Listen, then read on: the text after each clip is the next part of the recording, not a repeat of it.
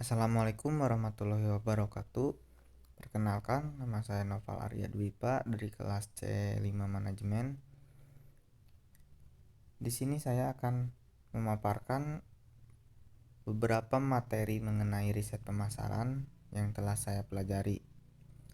Yang pertama ada paradigma bisnis terkini.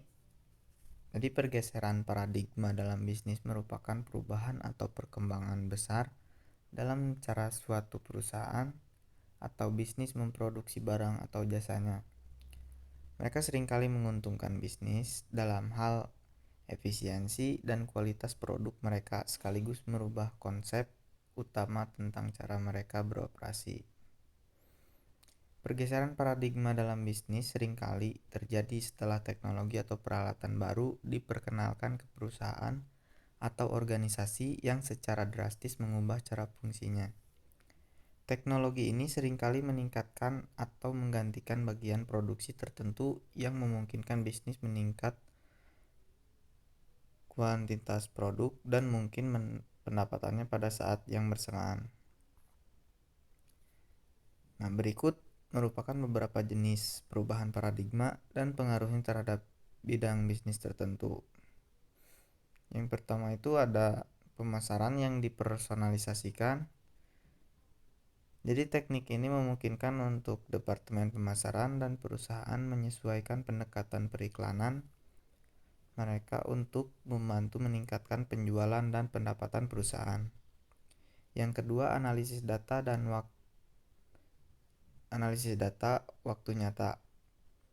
Hal ini memungkinkan mereka untuk memperbaiki atau menyesuaikan beberapa strategi untuk meningkatkan atau mengembangkan operasi perusahaan secara keseluruhan. Yang ketiga ada telekomunikasi.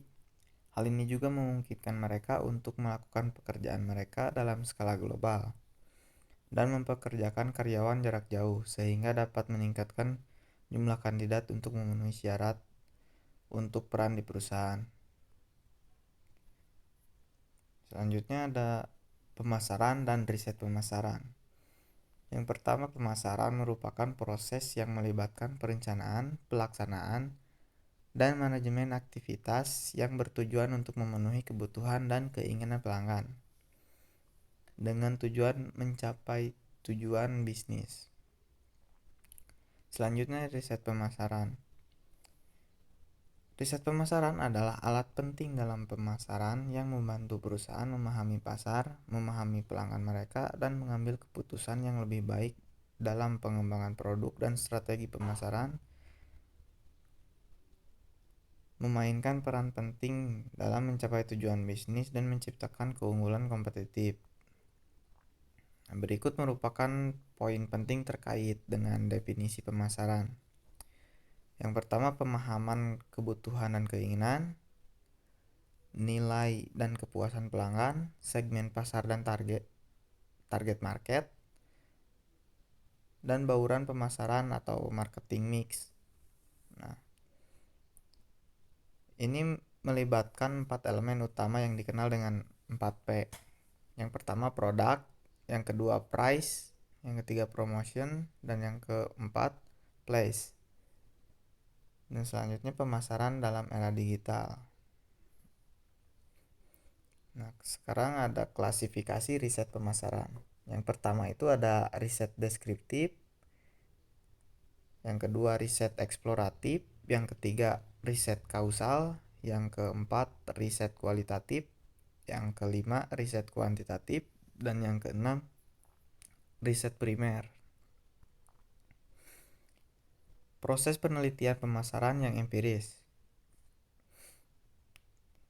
Identifikasi masalah penelitian, perumusan tujuan penelitian, pemilihan metode penelitian, perancangan instrumen penelitian, pemilihan sampel dan pengumpulan data, analisis data, interpretasi hasil, penyusunan laporan penelitian, implementasi rekomendasi, dan yang terakhir adalah evaluasi hasil implementasi. Selanjutnya marketing research process. Yang pertama rumusan masalah, yang kedua desain pemasaran, Ketiga, merancang metode pengumpulan data. 4, mengambil sampel dan mengumpulkan data. 5, melakukan analisis dan interpretasi data. Yang keenam, menyusun laporan riset. Masalah dan gap penelitian. Definisi masalah adalah langkah awal dalam merancang riset pemasaran. Ini melibatkan penentuan permasalahan atau yang ingin dipecahkan oleh riset. Masalah bertujuan untuk menetapkan dan memahami dengan jelas permasalahan yang dihadapi oleh perusahaan atau organisasi dalam konteks pemasaran. Terdapat 3 langkah untuk menentukan masalah, yaitu identifikasi kebutuhan, pemilihan prioritas, yang ketiga penentuan batasan. Gap penelitian merujuk pada kesenjangan atau celah dalam literatur penelitian yang memberikan dorongan untuk melakukan penelitian lebih lanjut. Ini mencakup bidang pengetahuan di mana penelitian sebelumnya belum mengeksplorasi atau memberikan pemahaman yang memadai. Terdapat langkah-langkah dalam menentukan gap penelitian, yaitu tinjauan literatur, analisis krisis, dan perumusan gap. Model penelitian pemasaran. Model adalah alat atau kerangka kerja konseptual yang membantu menggambarkan, menjelaskan, dan menganalisis hubungan antar variabel yang relevan. Model ini dapat berupa verbal, grafis, atau matematis, dan digunakan untuk memahami perilaku konsumen, dampak strategi pemasaran, dan faktor-faktor lain yang mempengaruhi keberhasilan kampanye pemasaran. Verbal model adalah deskriptif naratif yang menjelaskan hubungan antar variabel dalam penelitian. Selanjutnya, grafis model adalah yaitu representasi grafis dari hubungan antar variabel dalam penelitian. Ini menggunakan diagram atau grafik untuk memvisualisasikan struktur dan arah hubungan antar variabel. Selanjutnya, matematis model adalah representasi matematis dari hubungan antar variabel dalam penelitian. Ini melibatkan persamaan atau fungsi matematis yang menggambarkan sejauh mana atau lebih variabel mempengaruhi variabel lainnya. Mungkin sekian apa yang bisa saya sampaikan. Terima kasih. Wassalamualaikum warahmatullahi wabarakatuh.